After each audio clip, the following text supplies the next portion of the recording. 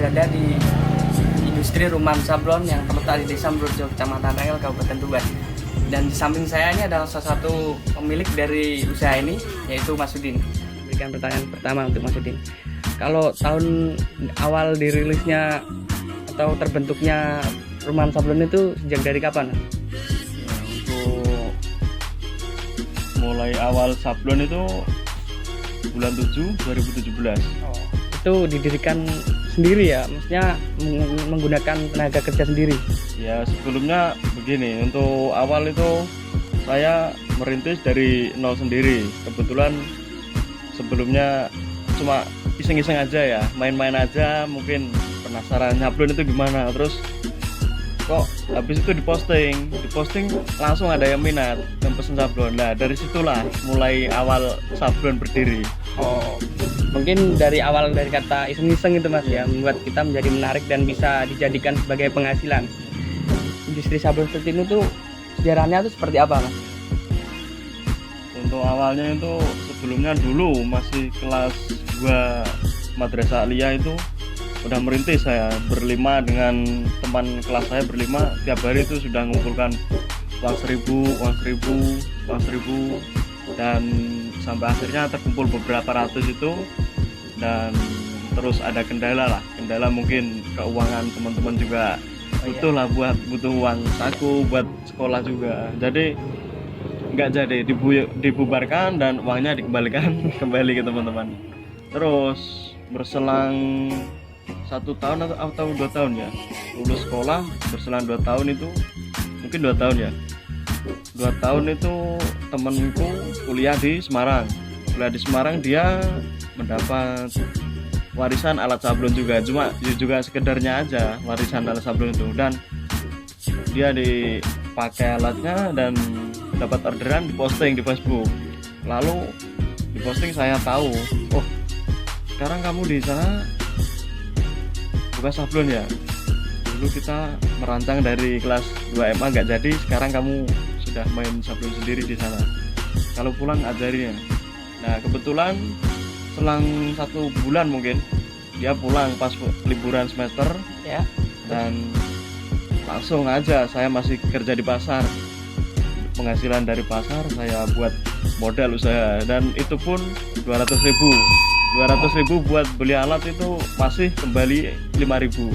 Jadi modal awal 195 itu cuma buat iseng-iseng tadi loh ya. Oh iya. Kalau sudah berlanjut ke pemesanan sudah itu tadi, maksudnya Lumayan serius.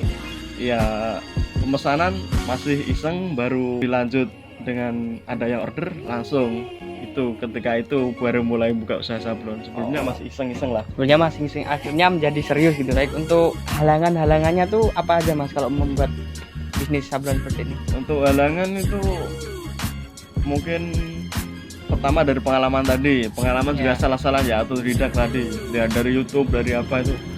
Kalau dulu Mas, kalau ada orderan itu wah, ada prosesnya.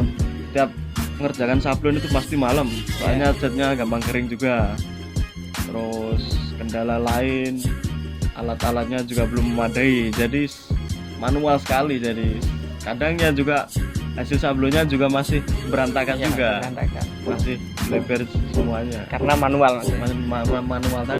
Nah sekarang kita masuki topik inti dari topik ini. Nah kondisi seperti ini tuh, di kondisi masa pandemi seperti ini ya, misalnya ada kendala apa sih, ada atau enggak? Kalau ada jelaskan Mas. Untuk kendala di pandemi COVID ini, untuk orderan yang sudah masuk juga ada, jadi untuk progres yang mau misal ada yang dikerjakan bisa di cancel juga, mungkin masih bisa ditunggu lah, sesuai dengan new normal pengerjaan itu pastinya mundur juga. Untuk pemesanan juga mungkin berkurang lah, soalnya kalau pandemi COVID ini kan, misal kita masuk ke pondok atau kaos kita masuk ke pondok, sekolahan, jadi komunitas itu sudah. Jadi sekolah libur, Diliburkan. kemungkinan kan pasti orderan juga menurun, ya berkurang. Jadi seperti itu Mas. Kalau untuk harapan kedepannya usaha yang Mas jalanin ini apa? Kalau usaha ke depan mungkin ya lebih baik lagi untuk pengerjaan dan kualitas kami utamakan, dan kepuasan pelanggan juga saya utamakan. Untuk alat-alat dan masih banyak lah yang perlu ditambah Iya. lagi. Banyak ya mungkin harapannya kan. Dan baik, ini adalah wawancara kami. Terima kasih untuk Mas Udin atas waktunya.